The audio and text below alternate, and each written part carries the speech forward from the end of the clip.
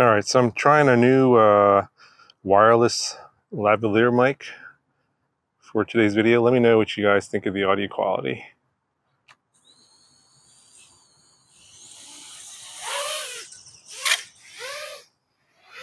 Whew. Okay, it's got a lot of power. I don't have a lot of weight on this thing.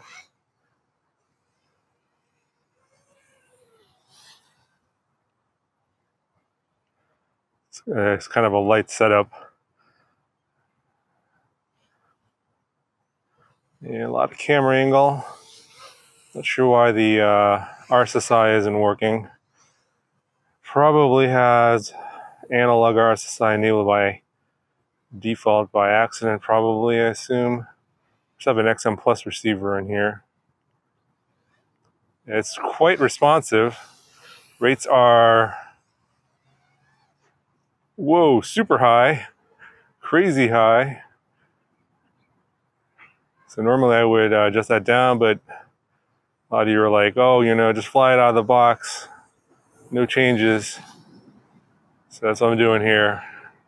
I just installed the receiver and charged the battery, and we're going and flying. I didn't even install a GoPro mount or anything on here. I have an Insta360 mount that I made that I'm going to test out here in a second, but oof, this might be too fast, crazy. It will carry a full-size GoPro, of course,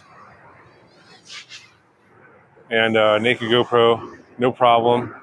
Plenty of flight time in either scenario.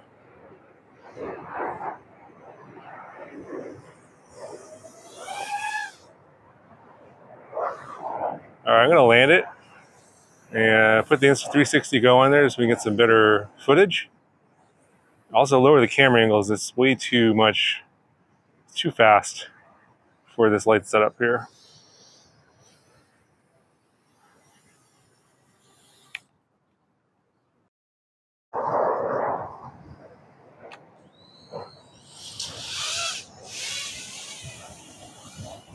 I think air mode is also turned on here, so it is a little jumpy on takeoffs.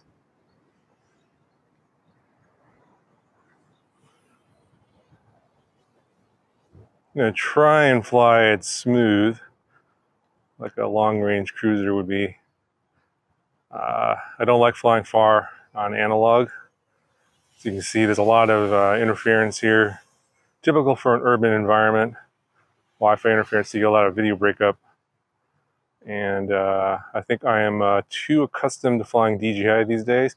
Don't fly much analog anymore, so I'm becoming a pretty crappy analog pilot.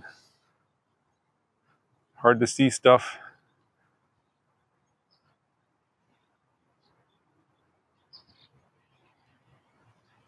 But yeah, nothing surprising me here about this setup. 2004 motors. It's just like the Roma F5, I think, or the L5. What else is out there? There's a few others that are 5-inch now. The Recon 5, all with 2004 motors. So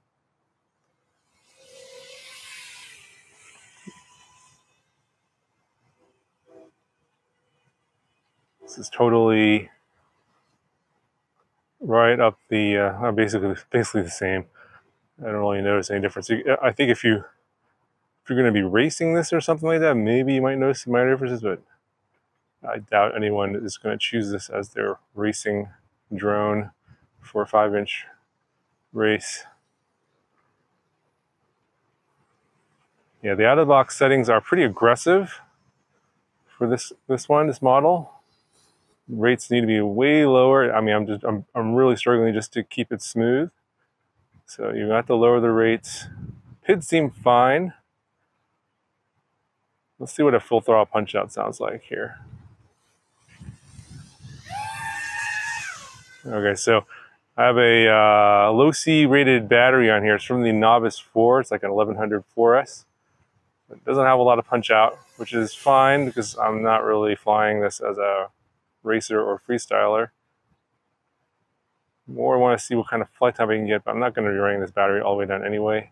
It's already like 5 minutes of flight time, it looks like. Yeah, this does have GPS rescue enabled out of the box, which is different. A lot of companies like iFlight, they don't do that anymore, just because of a lot of user error problems. So be careful when you enable it, test it somewhere safe. Somewhere like this is not a great place to test it, because you can go flying away somewhere or into a tree, somewhere nice and wide open, like the other place I usually fly with the soccer field would be better. But I stopped by there earlier today, and there's all these people there. So no flying over there today.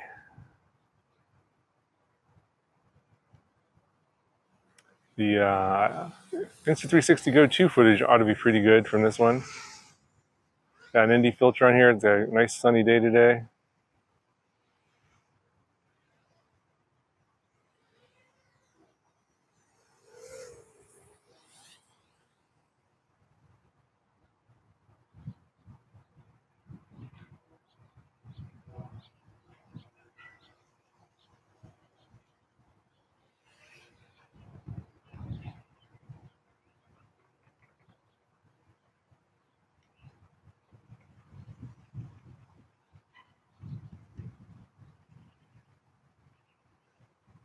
It definitely needs less rate on yaw and roll for sure. Pitch, I think all of them, and way less for yaw. A little too twitchy on yaw, and way too twitchy on roll.